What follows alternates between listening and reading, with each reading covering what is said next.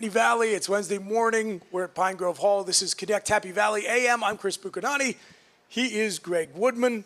We're bringing you your little slice of the paradise we call home, as we do every morning, 9 to 10 a.m. here on the Connect Happy Valley YouTube channel, live from Pine Grove Hall. Check it out. View their menu, the event calendar, and book your reservations at pinegrovehall.com. Sign up for the weekly e-letter at connecthappyvalley.com. Had a great one come out this morning, Greg. Congratulations to you, as always, for producing that great content. And we have our second guest.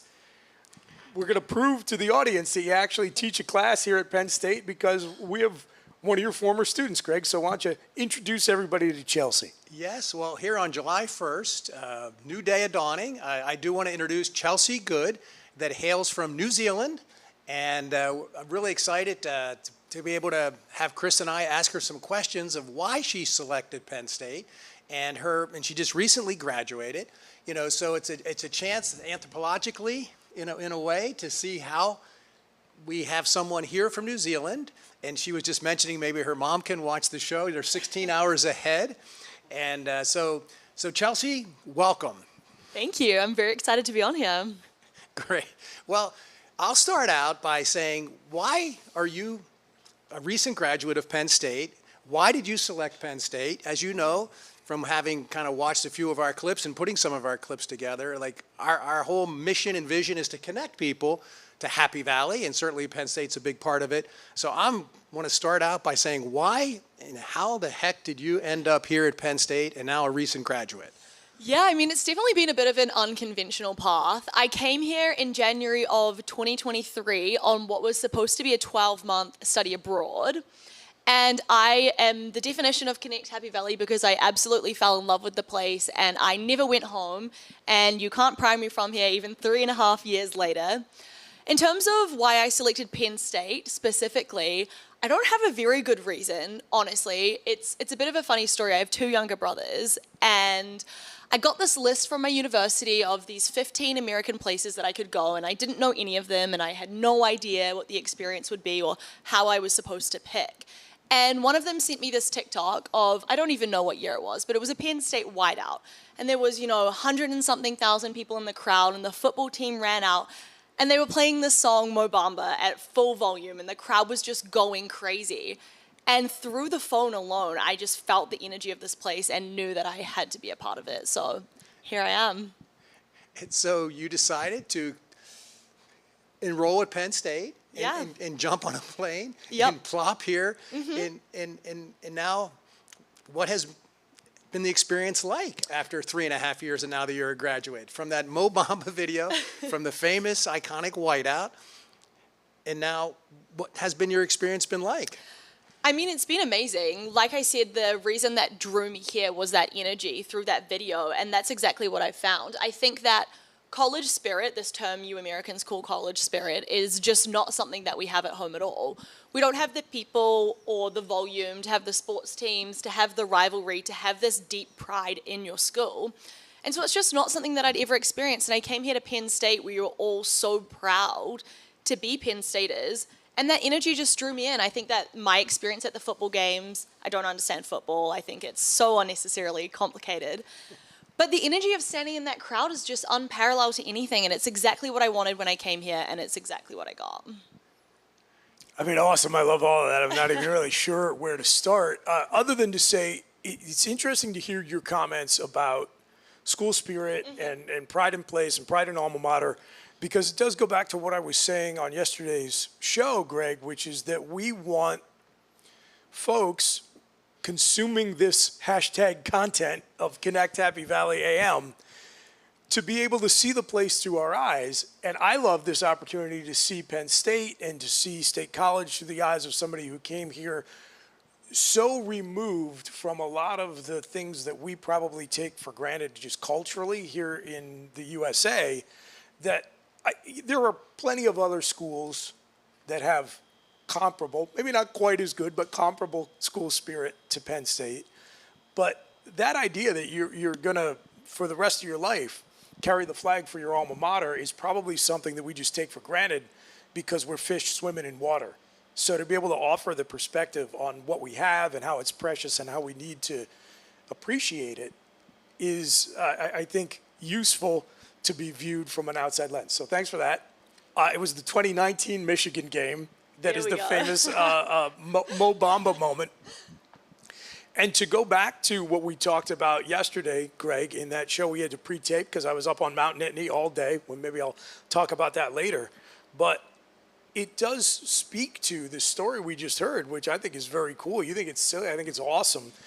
The whole reason why in the 20th century that colleges and universities really invested in their athletic departments was justified as the front porch function that they served for the university. That schools, especially big universities like Penn State, that were in growth mode, they realized that their athletics programs were some of their best marketing in terms of driving alumni loyalty and therefore contributions, but also applications and spreading the name of the school. So going back to what we talked about yesterday, Greg, Guido D'Elia, in one of the worst on-field time periods in the history of Penn State football, coming up with that idea of we're going to get school spirit unified through the student section, all wearing the same color, and then it ultimately spreads to the whole arena a few years later. That then translates into one of the most potent marketing tools in the Penn State toolbox that gets an undergraduate from New Zealand to pick Penn State and come discover Happy Valley. So I think that's a really cool and unique story. Oh, it's great. And so you get here and talking a little more football, tailgating. You know, tell us about your experience of tailgating. So as I said, I don't understand football. I'm not a football fan. I've tried very hard to learn the rules and I just could never get a handle on it. But tailgating is potentially one of my favorite American traditions, and it's one that I would absolutely love to bring home. I think the concept of getting together in your cars and all of these parents coming back and all of these alumni coming back and parking up outside the stadium and having food and having beverages and all wearing your clothes and playing good music is something that is just so exciting, and it is really reminiscent of the culture we have back home. So I'm very surprised that we don't do it. But I think it's so special wandering through all of these tents and you see each parent's, unique take on what they like to feed the kids, and they're so happy to be coming back. And I think it really does represent that foundation of connection and that pride in being an alumni and, being able to come back and continue celebrating that. I think that's really awesome. And we've been talking in the last week about where Penn State is going to need to stand out in their unique selling proposition in the age of AI. And, and our contention is tailgating, the socialization, all the extracurriculars outside the classroom that lured you here from New Zealand. So what has been your experience over the last 3.5 years of the outside of classroom activities? And would you recommend to high school people in New Zealand come to Penn State? And I'm trying to get to the why you would recommend them coming here or why you wouldn't. So talk about life outside the classroom, or just talk about the value you gained from being here at Penn State. I mean, I think that's a very good point, that in this age of AI, life outside the classroom is becoming increasingly important. And I think it's a really interesting opportunity to compare what life is like here as opposed to back home. The education system back home is incredible, but it very much is just that. You go to class and you get an education and then you go home at the end of the day and that's it. Whereas I like to explain the difference with my experience here, that college is exactly that. It is an experience. It is a lifestyle. It is very much so much more than what you're just getting in the classroom. And I think that the way that the world is moving is that becomes increasingly important. The value of memorizing and regurgitating information is steadily decreasing, but the skills you get from socialization, from extracurriculars, from attending these football games and talking to parents and talking to people from different walks of life is really the skills that you're going to need. And so I think that my experience here at Penn State, the variety of things you can get involved in is just absolutely astounding and so exciting to be able to dig your teeth into. So talk about some of your activities. Yeah. I mean, the biggest one I've been involved in over the last 3.5 years has been Club Swim, which has been amazing for me. Again, going back to New Zealand, when you come out of high school, if you're not going to be a professional athlete, you very much have to sort of give up your sport unless you're competing in a social Wednesday night soccer team or whatever. And so I did essentially have to give up swimming or competitive swimming for my first year back home. And then I had the opportunity to come here and get involved with this thing you called club level, which was amazing. And my discovery of that was so cool. You know, we had a large team. Some people would come once a month for fitness. Some people would compete regularly. And so I loved that. I've also been on the National Agri-Marketing team, the NAMA team, which is really cool. I had an agribusiness management major. And so this team was an extracurricular where we gathered every year and had to create a product that benefited farmers, specifically for us, Pennsylvanian farmers, in some way, and then got to compete at a national level with that. I mean, honestly, you can scroll through the directory of clubs online, and I've spent a long time doing that, and there's quite literally something for anything, which is amazing. There's a video game club. Yeah, and they've just started that esports center in the White Building. Esports is really big here at Penn State. So many things. Yeah, apparently there's a whole esports computer lab down in the basement of the White Building Yeah, now. I've walked past that. Yeah, I that may seem like one of the niche clubs to you, Woodman, but that's probably one of the cast in a wider net. There are some pretty esoteric ones. I think there were, when I was in school, I think there were about 500, and now I think there's nearly twice that many. So the number of clubs continues to multiply here on the University Park campus. So if you're just tuning in, this is Connect Happy Valley A.M. We're live at Pine Grove Hall. I'm Buchignani, he's Woodman, and we're talking to one of Greg's former students, a recent Penn State grad, Chelsea Good, who came to us here in Happy Valley all the way from New Zealand. I'm to understand it was originally just to be a one-year study abroad, and like the both of us, fell in love with Happy Valley and spent the rest of your academic career at Penn State. So you said you were an agribusiness major, yes? Yes. So talk to me a little bit about the background that led you to major in that, and then what were some of the topics that you covered as you studied? Yeah, so when I was in New Zealand, we do our education a little bit different, and I obviously did my first year there. I had a commerce degree majoring in management and then a communications degree majoring in marketing communications. And then I did 12 months here on a study abroad where technically my degrees back home were still active. And so I took a lot of SMEAL classes, I took a lot of fun classes. And then it came time to transfer, and I wasn't able to transfer into SMEAL. It was a big no-no, I wasn't allowed. Kicked up a big fuss, but ultimately I had to explore other avenues that I could potentially be interested in. And I found myself in agribusiness management, which originally I wasn't too happy about. Coming from New Zealand is a big agricultural country, and so it made a lot of sense, but I don't have a lot of interest in farming. And so I spent my first semester or so a little bit resentful until I really tapped into the broad nature of that major and found my niche. I mean, it very much is everything from the farm all the way up to what ends up on your table. And my family's background is in supermarkets, and so I found myself drawn to this other end of the spectrum. Anything that would be on a supermarket shelf, anything that you would eat, anything that would be packaged up is really where I found my love and my niche within that major. But we cover everything from crop production all the way through to how you would market it to the consumer.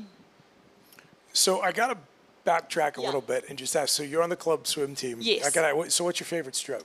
So my favorite stroke is backstroke, There but you I go. only race Okay. sprints. All right, yeah, well, you and my daughter would get along well. She's Okay. a backstroker and she's a Wonderful. sprinter. So good choices, but it does speak to the breadth of opportunities that are available to you here when you come to study at Penn State. And so again, returning to this idea of being able to see and appreciate what we have and probably take for granted through the eyes of somebody who came from outside the community and outside the country and discovered it. Can you walk us through a little bit as you spent time at Penn State, the discovery process and what that was like for you and what you found most appealing about your time in Happy Valley so far? I mean, I think there's so many different ways that I could answer that question, but for a little bit of context, you know, I was 18 and I packed my whole life into 2 suitcases. I said goodbye to my parents at the airport and I stepped foot off a plane. I think I landed in Chicago the first time and then made my way to Penn State, and I didn't know a single person in the whole country. I mean, I don't know what the population of America is, but I should have at least known someone, and I didn't. And I got here in January, and it was snowing so bad, and it was freezing, and everyone had already moved into their dorms, and so there was none of the new student orientation or whatever, and so I was very much just thrown in the deep end of this massive country where my only exposure to you guys had been what I've seen in movies. And I had to sort of find my way, and it sounds very cliche, but life here is exactly like every college American movie that I've ever watched. And everyone at home asks me to explain it. And I think it is literally like living in a movie, and I don't care how cringe that sounds, I answer it that way all the time. Everything down to my first experience at a frat when they pulled out those red Solo cups. I absolutely flipped. And everyone's going, it's a plastic cup. What are you freaking out over? But to me, that was truly like an American symbol. It was like an icon right in front of me. And so I think that I had to do a lot of discovery and I had to do a lot of adapting to fit in. But, I mean, it's awesome here. How could you not want to do that? And you decided to stay. So, I did. Yes. So this is you're here, you graduated, you're hanging out here a couple months before you perhaps might move to New York City. You're interviewing there. So what's it like, being here during the summer for your first summer here? I mean, it's definitely very different for sure. A big part of Happy Valley and State College is the student population, and within the space of a week, everyone just sort of disappears. And my only experience in State College has always been during the school year. I usually go home for your guys' summer, which is my winter. So this is my first summer in 4 years. And it's been so different. It's been very quiet. It's been very peaceful. But it definitely hasn't been lonely. I've spent a lot of time meeting locals, which has been great. A lot of time exploring the areas of State College that I've never had the time or the means to do so. And it's a different side of State College, but I wouldn't say it's a bad one, not at all. So what has that part been like, getting to explore the parts that are a little bit farther away from campus? Because I always joke with Greg about how when you're an undergrad here, State College basically stops at University Drive, Park Ave, Atherton Street, and maybe a few blocks back from Beaver because you get out to the fraternities. But as far as you're concerned, you got campus and then a little bit of town, and that's State College. And then if you stick around here, especially if you're lucky enough to be here in the summer, as things open up a little bit, as the crowds dissipate, you discover, oh man, there's a whole world outside that box. Yeah, for sure. I mean, I don't drive here in America. You guys drive on the opposite side of the road, and I've never had a need for a car because, as you said, you just walk everywhere, and downtown State College is very much downtown State College. But I've been doing a lot of walking out the back end, sort of around the high school a little bit further. I've been swimming at Welch Pool over the last few weeks, which has been awesome. And then even coming out here to Pine Grove every morning. I mean, I didn't even know this place was here. I think it's incredible. I think me and my friends could have had a lot of fun here if I knew about it before. There's so many of these little hidden gems around State College that if it's not doggies or if it's not Stat Pizza, you don't even really know about until all these people filter out and you have the time and space to explore. That's a challenge, Woodman. That's a challenge for Connect Happy Valley. To bring the students out and experience the hidden gems of this region. There is a whole population of folks who are in the process of falling in love with this place, who have a very narrow window of time available to them to get the most out of it. And it's a shame, frankly, because most aren't going to do what you and I did, which is drop anchor here in Happy Valley after they graduate. It's a shame how much of it they miss. Well, and also there's 45,000 Chelseas that come in here starting up here in August. And not only that, their parents. And your parents have come back here. And what a missed opportunity that Connect Happy Valley wasn't in business at the time. They could have experienced out here for a graduation meal, could have experienced all of the surrounding bodies of water that I've been mentioning to you. Whipple's Dam, Greenwood Furnace, Black Moshannon, Raystown. When I talk to students, they don't have any idea about Raystown, which is only 40 minutes away. It's an amazing lake, which you're looking at me like I never heard of Raystown. There's the Pope Hattie. There's just so many cultural assets in many, many things. So name drop some of the things you did experience in kind of your bucket list while you were here. You were mentioning doggies, which is the old Skeller for our audience. Right. Where did you experience this socialization over your 3.5 years here in Happy Valley? You and your friends. What was life like as a student? We were there. I was here in the late 70s, early 80s. You were here in the 90s. Give us a slice of paradise of downtown State College and the fun that you had over your last couple years. I mean, I think definitely the bar scene since I've been 21, which again is a very different experience because the drinking age back home was 18 and then suddenly I came to America and I had that privilege taken from me. Sorry. Yes. But since I turned 21, you know, me and my friends spend a lot of time at the bars, especially doggies. I love how they have those booths. We love to grab one of those, sit down, play cards. I think it's such an important part of socialization is being out there among people, and it's how I've met so many of my friends as well. But I think that before that, there's so many good places to eat downtown, and obviously when you're in the dorms and you don't cook, it's a great way to catch up with your friends is to go downtown and find some of these food places.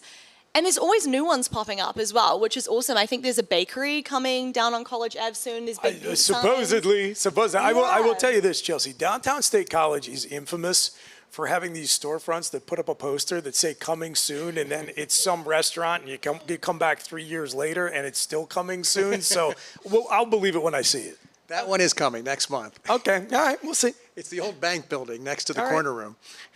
We go back 5 different businesses. But name some places that you did go downtown. Name some restaurants. Name some bars. Our audience loves to hear just what's become of some of these venues that are our old dive bars that are now something else. Recently, I've been really into the corner room, specifically their breakfasts. They have a really good breakfast burrito that I only discovered a few months ago. I love Sour's Cafe. That's probably my great. number That's a one good favorite one. breakfast place. I mean, that's just incredible. My only gripe is that they're not open on Mondays. And personally, I think Monday is the best day to get coffee. In terms of dinner places, I don't do a lot of sit-down dinners, but I have been to Gigi's a few times. One of my friends used to work there. Obviously, that's not exactly downtown. You have to drive there, but that's lovely. I don't even know. There's so many great places to get things and take away as well. I'm a big fan of Roots. Obviously, that's less so specific to State College. That's great. So you have not been out to Bellefonte yet? No, I haven't. Have you not been to Bollesburg? No. No, not to Milroy. No. So many places to still go. Well, we hope to see you get around the community here before you might move off to New York City. So tell me about, you've mentioned that you want to stay in the United States. Speak a little bit about immigration and how you were on a clock a little bit to maybe have 1 year of work. Describe a little bit of how you might want to stay here and how many years you want to stay here in America. I mean, visa stuff has been quite a process for me. When I originally came here on my temporary, I was on a study abroad visa. And then I got this new one to be here as a permanent student. And then now obviously I've graduated. And so it's a matter of transferring into the workspace, which, considering the environment at the moment, is particularly difficult. The route that I'm taking is I'm allowed 12 months of what's known OPT training, and it's an extension of your education. You can use it for an internship while you're in school, but I've instead saved mine and I'm doing a post-graduation OPT, and it's 12 months where you can work in the field of your study and it counts as practical training. And then after that, I do require visa sponsorship from my employment. I think it's an H1 visa, and then that's more so a permanent workplace visa. But at the moment, I'm treating it more temporarily, staying here for the next 12 months, figuring out what I want to do. And it's nice to have that wriggle room to be able to do that. And after that, we'll be thinking. And kind of your thinking is you want to stay here in the United States or you want to go back to New Zealand? I think that I have always wanted to go back eventually. I absolutely love where I come from. It was an incredible place to grow up, and I am very proud of it. But it is very small, and I came here and I've got this taste of the wide world, and I'm just not quite ready to go back yet. So I can see myself doing a few more years here, perhaps traveling somewhere else after that, getting a taste of the world before I eventually go home and settle down. Got it. And now your parents came here for graduation. Is that the only time they've been here? My mum has been once. She comes to New York for Thanksgiving every year, and last year she came to State College for one night beforehand. But other than that, just the 2 nights of graduation. That's the only experience of Penn State so far. And what was their impression? It was quite a lot. I mean, it was graduation. It was very busy. We did 3 nights in New York before, and then we drove up here and had graduation. I honestly think it went too fast. I wish I had about a week to walk them around campus and show them all of these hidden gems that we've been talking about. But I did take them to doggies every night. They had a great time. I mean, I think the Long Island's got the better of Dad, but he enjoyed it. Mum loves it. She came last Thanksgiving, obviously, as well. But we talk about this pride in being from Penn State and things that are different back home. And It's come to my mind that one of the biggest differences is that you all wear Penn State merch. I mean, you're wearing Penn State pants at the moment, and that's just not something that happens back home. I went to Victoria University of Wellington, and I don't own a single hoodie, sweatshirt, t-shirt. I would never wear merch from there. And all of these downtown stores are Penn State merch stores, and Mum is obsessed with the Penn State Mom. I say Mom because it has the O, obviously, not the U. The Penn State Mom merch, and so we spent a lot of time when they were here for graduation exploring those stores, building up her collection of Penn State things. She actually sent me a photo this morning from Sydney, Australia, wearing her Penn State Mom shirt. Love it. And she has a lot of experience in airports with people coming up and saying we are, and she just stands there like this global network that all comes from this little place in the middle of nowhere, Pennsylvania. She will figure it out. She'll know how to respond quickly enough.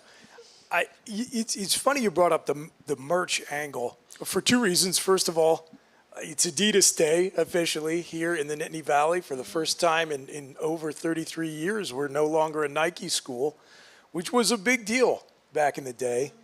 But to switch to the point that everyone wears something Penn State around here, that's not just a phenomenon that is unique to the States versus other parts of the world. Even among its peer institutions, Penn State stands out. I know my wife, who works in fundraising and development at Penn State, says that when they have colleagues come in from other universities, even big schools, we're talking USC. I was about to say other Big Ten schools, but then I remembered USC is a Big Ten school now also.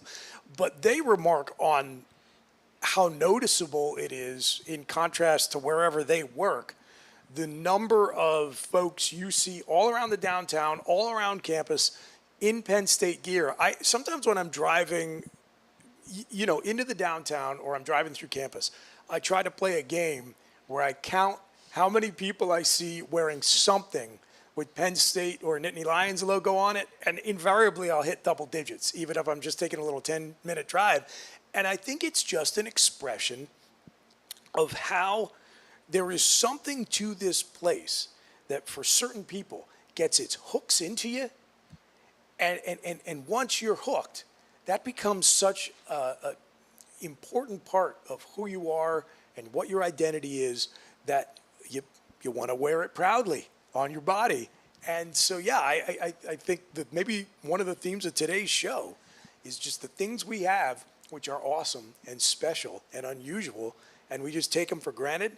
That's another great reminder that not everybody walks around proudly wearing the name of their school and their town on their clothes practically every day, like I do.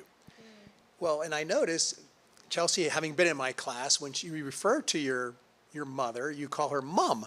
Yes. And so she's now wearing a shirt that doesn't say Penn State Mum, it says Penn State Mom. Big difference. That's a big difference. Now, should we come out with a Mum shirt? A I Penn think- State Mum? A special range of mum shirts. I think there's a market in that. Perhaps some Connect Happy Valley mum merch could be dropping soon.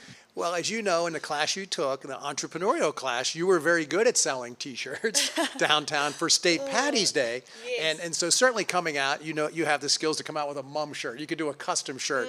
So when your mom's traveling the globe, as she does, they can say Penn State Mom, which would be great. So let's talk about, the theme we've been talking about to AI, its impact on Penn State, and just a little kind of, since we spent 15 weeks together in my class, you took an entrepreneurial leadership class, which has a lot of applied learning. A lot of applied kind of servant leadership. You have to go out and make a product. You were involved with many, many cases. We have a lot of discussion where things are going in higher ed. What's your kind of prognostication, if that's the right word, of where things are going? We talked about the out-of-classroom experience at Penn State. Where do you think the in-classroom, and your experiences in all the classes you've taken, where do you think it's going to go from, if you're ever going to send your children here from New Zealand, what do you think education is going to look like in 18, 19, 20 years based on your real-life experience here now?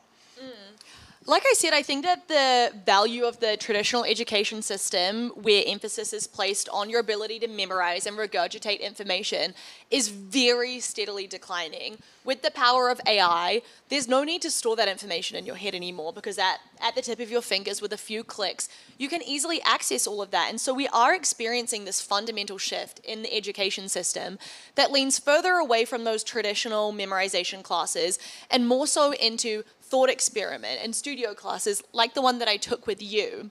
I mean, I've spoken a lot about the unconventionality of my experience here, and it gets a little bit different because I actually finished all of my classes last semester in December. I finished everything for my major and I finished all of my general education. And again, I didn't want to leave. Penn State can't get rid of me. And so I added on these two minors, entrepreneurship and creative writing. And so my last semester at Penn State was really this giant workshop of creativity. I took 3 entrepreneurship and 2 writing classes. I didn't have a single exam.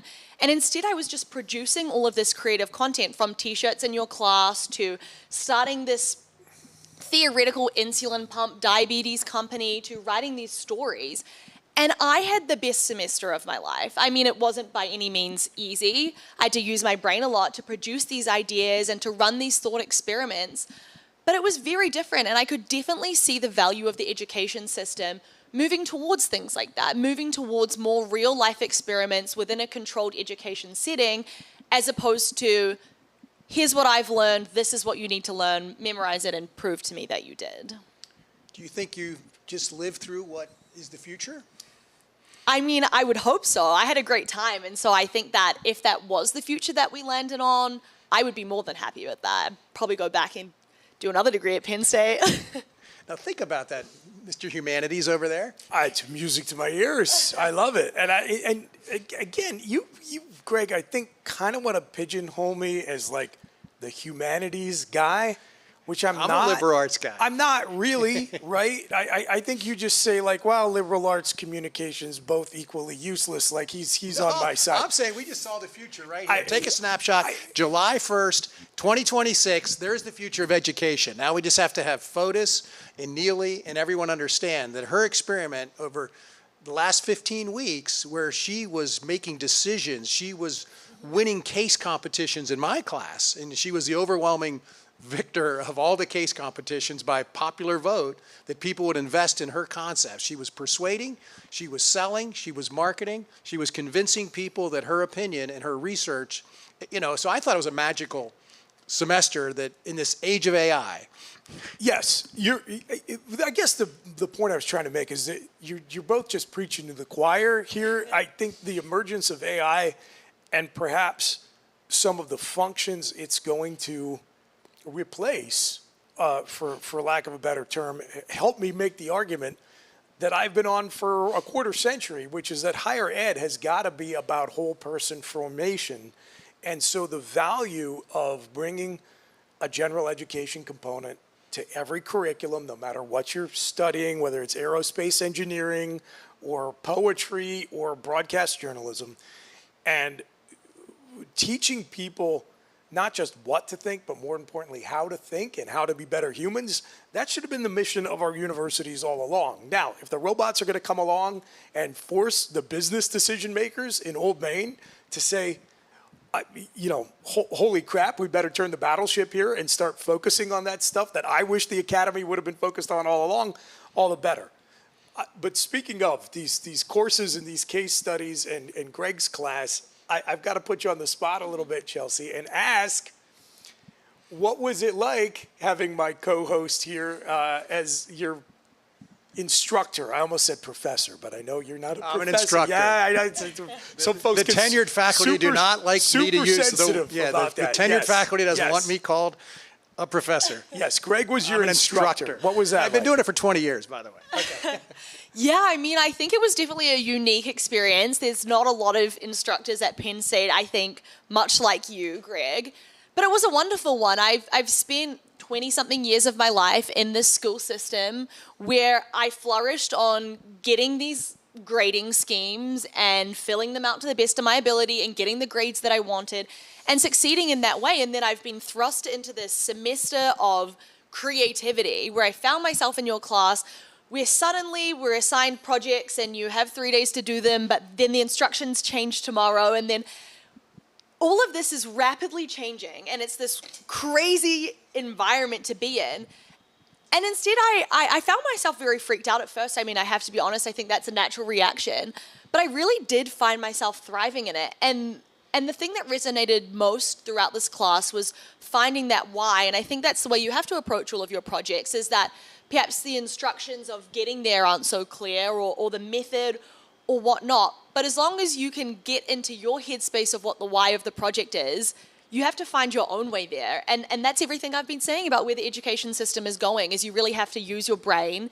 You're not mindlessly being handed this foundation and filling out the empty spaces.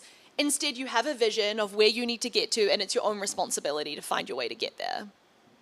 And I certainly this semester, because AI and Chelsea having been in my class, I was getting booed before the commencement speakers were getting booed back in January and February, because I came out of, I just finished my master's in corporate innovation and entrepreneurship. So I spent a year in the old educational system regurgitating, memorizing, and writing papers. And certainly we were studying the impact of AI. We were also studying innovation and the history of the network effect. And, so I got all fired up to come into this semester that I was going to do a service to these students as a guide, that I was not going to let them become obsolete because of AI.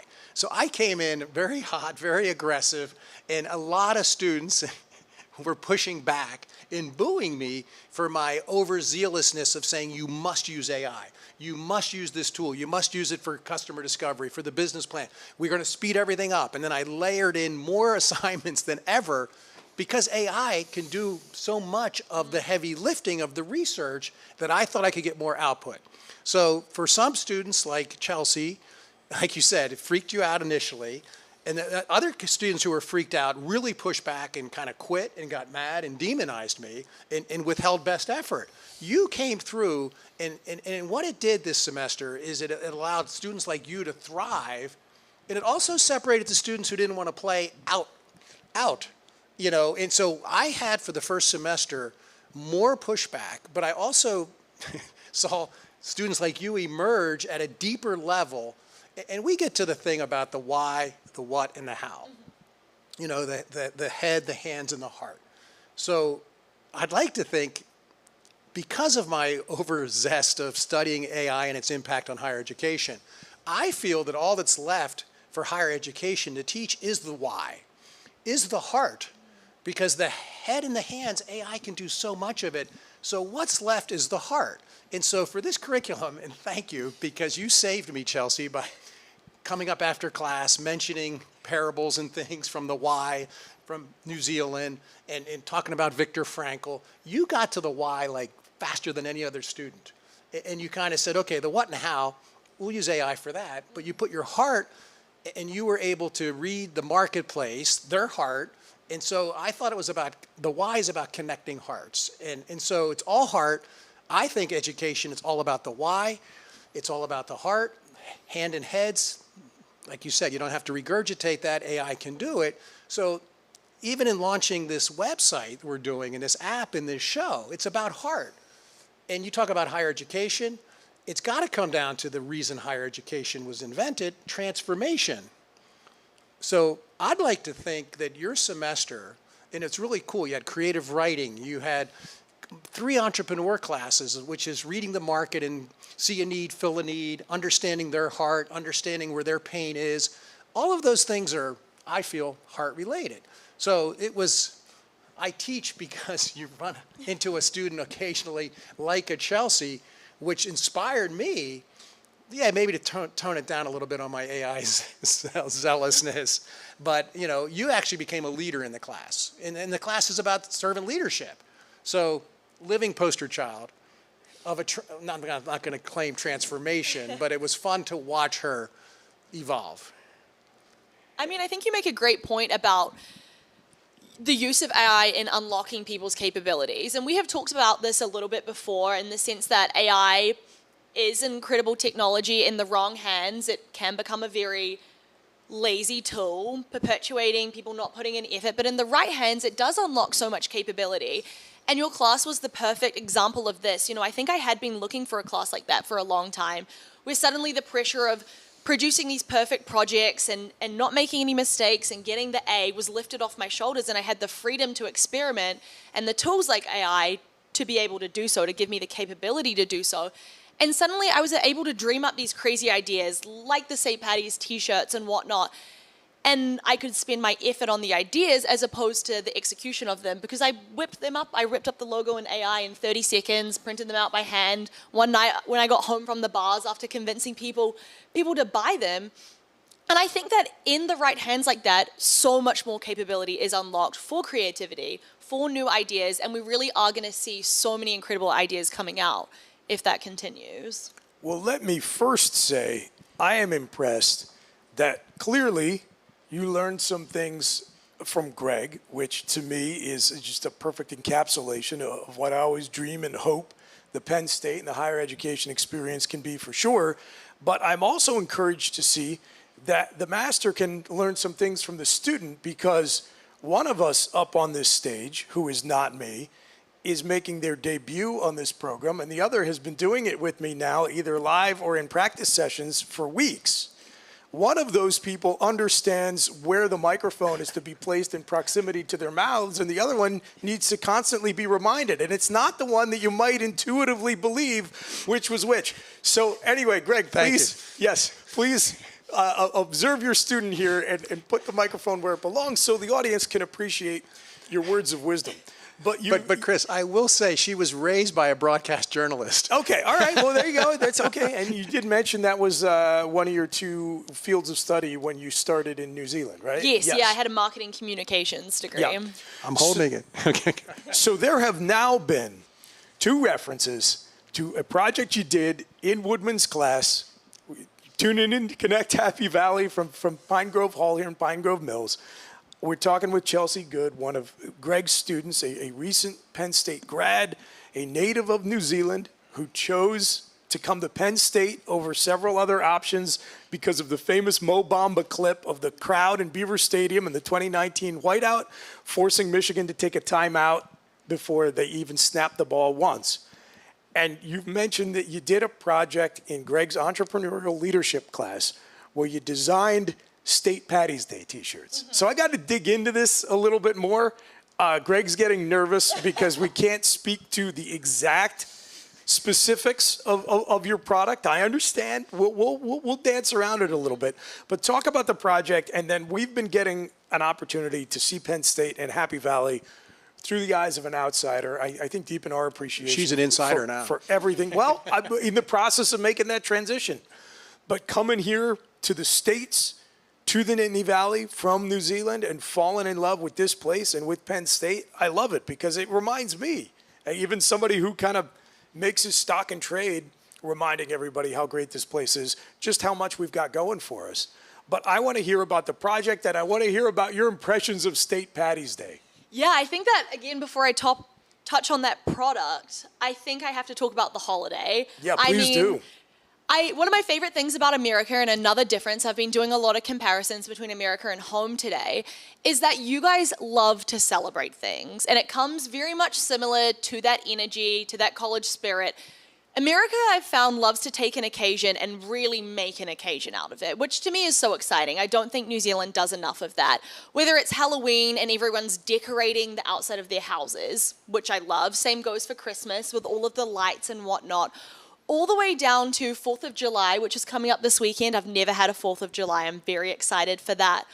All the way to this State Patties, because often St. Patrick's falls on spring break, and God forbid the students miss out on a holiday like that. So from my understanding, they created State Patties as a way to celebrate that, even though it didn't fall on the holiday. Yes, it was on the first weekend of spring break. So back in 2007, Penn Staters invented their own St. Patrick's Day, so they could have that holiday while still leaving town for spring break. And I love that. I love celebrating things. I love occasions, and I love the energy that you guys bring to all of it. And so I was enamored by State Patty's Day, and I always have been. And this year, I think it was the week of state patties in Greg's class, we were told we had to make a product by hand and sell it and make X amount of profit. And I very much am great at coming up with cool ideas, but I hadn't even made anything by hand and sold it before. And I was thinking, what can I do? How am I going to turn this around? And I turned to the person sitting next to me and I told them about this idea that I'd had. I was going to make shirts for me and my friends, very funny, very vulgar shirts that we were going to wear. And then Greg presented us with this project, and I thought, two birds with one stone. If I'm going to make them for myself and my friends think it's funny, I don't see why other people wouldn't do that. And so I just grabbed this person, and we were in this project together, and we turned it around in about 3 days. We ordered 20 shirts off Amazon, a set of transfer printer paper, designed logos on AI, and then all of a sudden I had 20 shirts that I needed to sell with these, in my opinion, hilarious designs on them, and I needed to sell them by Saturday so that people could wear them. And it was this crazy, almost unreal experience of every class that I sat down in, every bar that I went to that night, trying to peddle out these 20 shirts and convince people to wear them. And we did sell all 20 of them, and there were 20 people wandering around State College with these shirts on State Patties Day, and it was a lot of fun. I love when you use the word pedal. You had a pedal. What was the experience like walking up to strangers and saying, "Do you want to buy my shirt?" And talk about a learning experience. I hearken back to my youth. That's not easy to do. Yeah. To walk up and say, "Want to buy my shirt?" Yes. $20. How much did you sell them for? We sold them for, I think it was 12 or 13. Okay, that's a good deal. It cost That's a us, steal. cost us $4 to make them, so we did make our profit goals with the 20 shirts. I thought it was fun. I love talking to strangers. I can be a very direct person. That can be a cultural difference sometimes. I come across very strong. And in certain social situations, it's not the best, but when you're convincing someone to buy the shirt that you've made, it comes in handy. And so I took two approaches. The first was in the classroom. Every seat I sat down in class that day, I turned to the person next to me and I said, "What are you wearing tomorrow?" And before they had the chance to answer, I slid my phone across and I said, "Well, now you're wearing this." And they sort of didn't have a choice, and they filled out my Google form, and I gave them the shirt, and it worked very well. I mean, it was a funny shirt, and I was wearing one myself, and so I sort of presented it as, get on board with this. You're going to be dressed cooler than your friends. It's funny. Why would you not? And the second strategy was in the bars at night. I was going up to people, whether it be people that I knew or random people, and I took exactly the same approach. "Oh, I love your shirt. What are you wearing tomorrow?" Giving them that and sort of not really giving them the chance to say no. And obviously that doesn't work in every situation, but with these funny, silly, goofy shirts that I had made, it was the perfect way to sell them. And we got through all 20 in something like 3 days. Good job, Greg. This may or may not come as a surprise to you, and I'll be curious to find out which way it goes. State Patties Day is not, let me say, universally appreciated by the residents of this community. Is that a shocker to you to learn? I mean, we do always get the emails from my landlord about the extra police presence being out and making sure you're not too rowdy. So I'm not surprised by that in the slightest. But I bet in their youth they enjoyed it. So a little bit of grace has to be given. Well, I sometimes wonder about some of these folks whether they even had a youth, to be honest with you, Chelsea. But I'll just keep repeating myself because repetition sells. That's something I learned in a sales class at Penn State once upon a time from the great Bob Zimmerman. Getting to just hear your perspective on this, see it through your eyes, it's a reminder that this is a time in your life when you can have a lot of fun. And this stuff should be fun. Are there a few idiots who make some questionable life decisions on State Patties Day and get themselves into trouble, maybe at a higher percentage clip than would happen on a normal weekend? Yes, perhaps. As I remind people all the time, if you pull out a gigantic sample size of human beings, there are going to be folks who don't comport themselves in a manner that you wish they maybe would, and even the best of us can make a bad decision on our worst day. The connection folks form with Penn State, with this place, with Happy Valley, for tens of thousands of people on an annual basis, is rooted as much in these classroom lessons that they learn and the experiences they have and the bonds they form in club swimming or playing on an IM team or being part of the video game club and locking themselves in the basement of White Building as these completely outside the classroom experiences of being in a college town and immersing yourself in the years you have to enjoy what that means distinctly in this country. And so I have always been of the opinion that if you're going to live in a college town, especially one named State College, so you couldn't be more direct with the truth in advertising about what you're getting yourself into, you ought to embrace the breadth of what that means. And that's to include an understanding and an acceptance of the fact that everything you have to enjoy is rooted in the existence of the university being here. And part of that is to get into the spirit of the fun of it.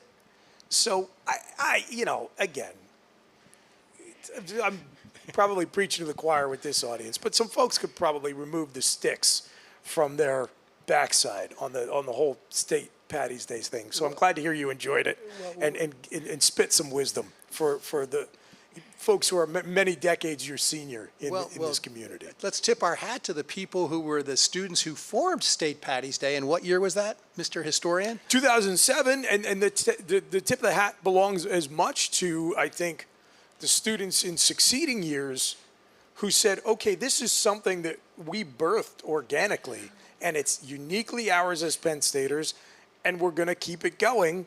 And people can say, oh, what a shame for Penn State to be known for a drinking holiday invented by the students. And that's one perspective.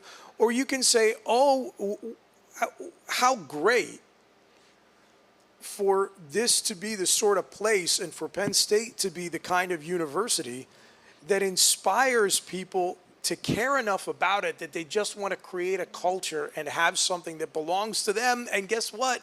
If it's going to be a culture rooted in the energy of youth, there's going to be some partying involved, and that is okay. It's okay. So I love that story. Well, we talked tailgate, State Patty's Day. Next week, you're going to experience your first arts festival. You have alum friends coming back. So talk about what you're expecting from Arts Festival. Your first one, you're going to have a first 4th of July this weekend. It's our 250th birthday of our country formation. And then next week, Arts Festival. So who's coming back? Yeah, I mean, I definitely am experiencing a lot of firsts this summer, and I'm definitely looking forward to Arts Fest, perhaps most of all. I'm excited for the 4th of July. That's iconically American, let alone that my first is the 250th birthday. But I've seen a lot of clips online about that, and it's in a lot of movies, and I sort of have a handle on what the 4th of July is and what it represents. Whereas Arts Fest is that thing, again, I assume it's unique to Penn State. Yeah, so I mean, there are plenty of other communities that do some kind of summer arts festival. This one's pretty big. Mm-hmm. There's another one that's in Boalsburg, which is kind of the community right down the road from State College, that has gotten very big too, called the People's Choice Festival, almost to the point that I feel they're almost just kind of merging into one arts festival megalopolis. But again, going back to just the beauty of being in a college town, this one I think is unique just because of that, because it's not just the crowds that come in for your typical summer arts festival. A lot of alumni and students will use it as a chance to come back and enjoy a weekend at Penn State. Yeah, and I think that's the perfect way to phrase it, and that's my understanding of it so far, is that there is this arts festival coming on, but that's almost just the excuse for all of these people to come back. And most of my friends are in the same year as me and have just graduated. Obviously some haven't, but whether they've gone off to their jobs, whether they're just at home for the summer, so many of them are coming back for this weekend, less so to see the art and more so to see the people and to see the place. And as we've been saying, this summer has been a different experience of State College for me. Everyone's filtered out and gone their own ways, and we're left in this quiet, peaceful place. And as lovely as it is, I'm very much looking forward to it filling back up with all those friendly faces again. That's great. So what else, Chris? What else can we ask? I want to also, we talked about State Patty's Day. Every weekend now, it seems like there's the students are dressing in banana suits and having a bar tour, and so there seems to be every weekend beyond the 7 home football games where the tailgating happens. But it seems like I know you're a participant in Mojo Fest. I mean, the music scene, just speak a little more to the enriched aspect of the social aspect of your experience here.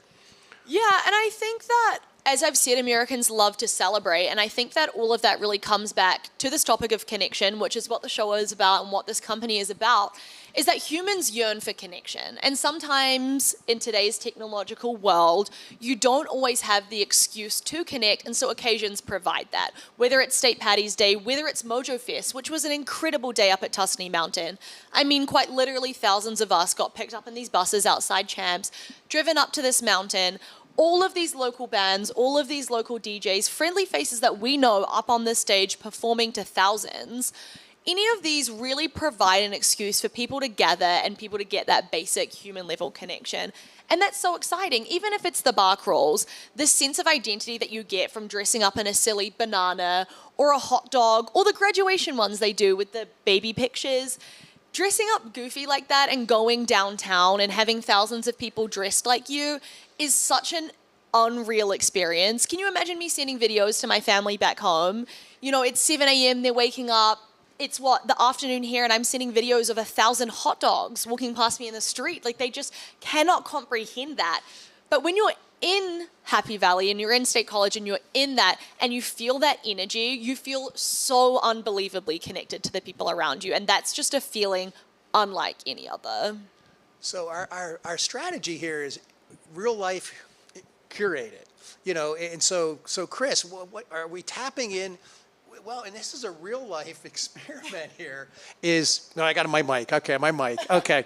Is this human connection. And that's what we're Connect Happy Valley. We're trying to tap into the banana suits.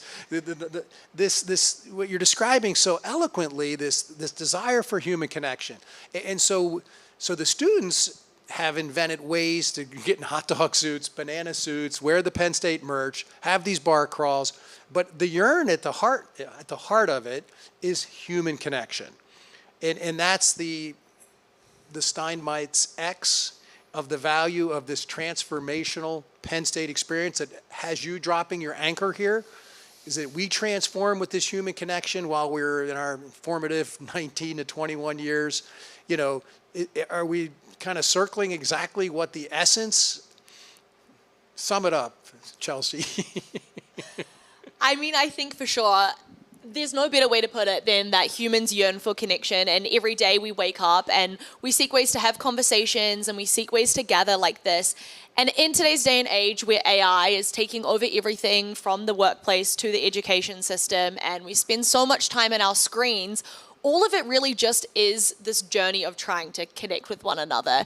And sometimes we don't know how to do it, and that's what Connect Happy Valley is about, is giving people the avenues to find the connection that they yearn for. And in our class, we studied, ultimately we're trying to solve problems as entrepreneurs, and certainly a lot of the cases that the students did and submitted, we had 45 students in 2 different sections. I think half of the cases were about solving loneliness, and citing statistics of the epidemic of loneliness, especially amongst teens. And there was all kinds of discussions and theses. Why is this generation allegedly, by statistic, the loneliest? Is it all because of social media? Is it all because of the digital? Is it all the iPads? Is it all the fact that we've been able to just do so much online individually and we're not playing outside? And then you students have seemed to have a way to solve it. Yeah, I mean, I think that in today's day and age, we're more connected than ever. I can reach my family over 9,000 miles away within a matter of seconds on FaceTime. And despite this fact that we're more connected than ever, we are feeling more lonely than ever. And I think that there's so many different ways, and everyone has their own take on that. But it really comes from the breadth of the interactions. Interactions online are very shallow interactions. Humans, biologically, I'm sure there's some reason behind it, but there's something very invigorating about sitting in front of a human and having a conversation, finding shared interest, establishing a mutual connection, and really getting to interact in that way is becoming a lost art. And so I think that all of these different solutions that the students in our class came up with didn't really find their home because they were trying to propose apps, which really just perpetuated the issue in the first place. Instead, it's a matter of how do we get humans to sit down in front of humans? That's what we need to get back to. And here we are in Pine Grove Hall, which, you know, Liz and Steve created to have humans gather.